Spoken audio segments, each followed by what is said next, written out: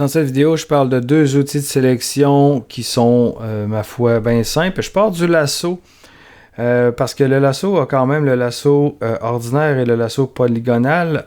Et là, le polygonal fonctionne par points, tandis que l'autre fonctionne tout à fait ordinaire. On trace et ça fonctionne comme ça.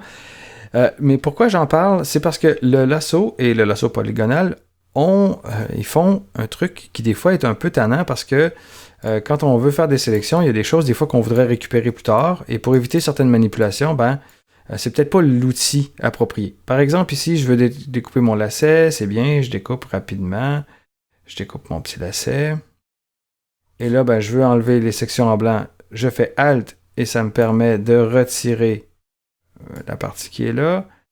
Je vous avouerai que j'ai vraiment pas l'outil idéal pour ça, mais l'idée, c'est de vous présenter un peu l'outil.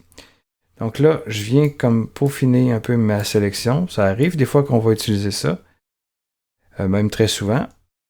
Ici, je vais retirer la zone qui est là, voilà. Donc là, j'ai par exemple une sélection. Je fais mes modifications, par exemple, je prends un beau pinceau, puis je peinture en gris, pour une raison X. Je sais pas, je peinture en gris par-dessus. J'ai un objet qui est là, présentement sur un calque, c'est merveilleux. Le problème, c'est que là, j'ai besoin de récupérer ma sélection. La seule façon de le faire, c'est soit de faire commande-clic sur mon calque que je viens de peinturer. Je l'avais peinturé, je vais le repeinturer. Soit je fais commande-clic dessus, ou j'avais préalablement fait ici sélection, mémoriser la sélection pour me faire finalement une couche avec que je peux récupérer. Attendez. On voit ici que là, j'ai maintenant un calque qui contient ça. Pas un calque, mais une couche qui contient ça. Je vais supprimer. Alors, ça, c'est le problème avec l'outil lasso. C'est que si on ne mémorise pas la sélection à partir de là, et c'est pas modifiable facilement des fois, il faut comme ajouter à sélection, ajoute, enlève. Des fois, c'est un peu tannant. Et c'est pour ça que je vais vous parler de l'outil qui est juste caché en dessous de la plume, qui est l'outil plume libre. La plume libre ne fonctionne pas du tout comme la plume, elle fonctionne vraiment plus comme le lasso, mais sa fonction peut avoir deux utilités très grandes. Par exemple, si je prends à la base, je vais décocher le magnétique, c'est qu'il va fonctionner exactement comme le lasso. Sauf qu'il va me faire un tracé à la plume, un tracé qui est vectoriel, que naturellement, je peux modifier les points d'ancrage, donc je peux ajuster. Donc ça va très vite pour faire une sélection, et en plus, qui est récupérable avec les tracés que je peux enregistrer. Si on oublie ce tracé-là, on va quand même reparler de ma petite plume qui est là. On va la mettre magnétique ici pour voir un peu ce qu'il va y avoir là-dedans au niveau du magnétisme. Et naturellement, le magnétisme a des outils ici, à savoir si on veut utiliser plus ou moins des courbes qui sont adaptées, qui sont croches, etc. Ici, je vais monter un petit peu ma valeur pour que vous puissiez voir.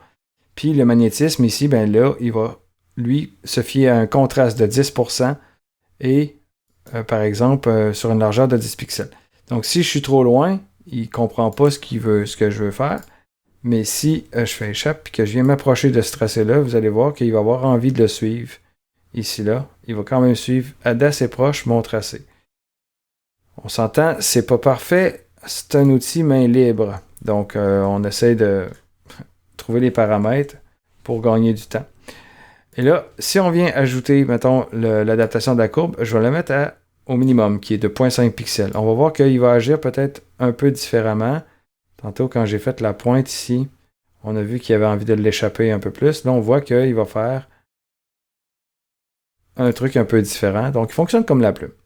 Je vais supprimer le tracé. On va aller remodifier un paramètre ici, par exemple, qui va se modifier au niveau de la fréquence. Je vais réduire la fréquence. Et là, on va voir que le nombre de points, au final, peut peut-être être un petit peu différent. En fait, en principe, il devrait en mettre pas mal moins. Ce que ça donne, c'est que là, je peux prendre plus facilement ma plume puis venir ajuster mon tracé si j'ai besoin de plus ou moins de précision. Petit truc au passage, vous pouvez enregistrer rapidement votre tracé en double-cliquant dessus en faisant Enter.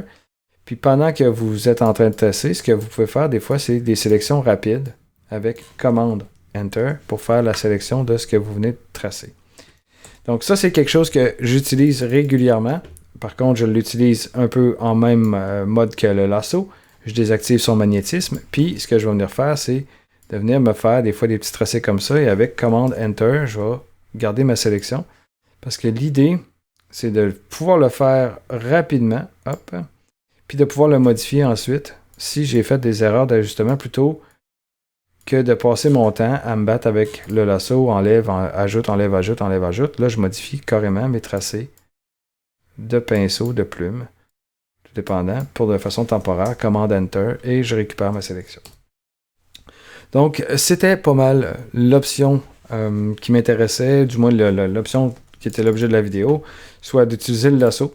Avec majuscule, on ajoute, avec Alt, on enlève, mais qu'on peut faire la même chose avec la plume, où est-ce que là, j'ajoute un tracé, j'en enlèverai un avec ça ici, et là, si je fais commande-clic, ben, j'obtiens, si vous voulez, le même résultat en le même temps, ou à peu près.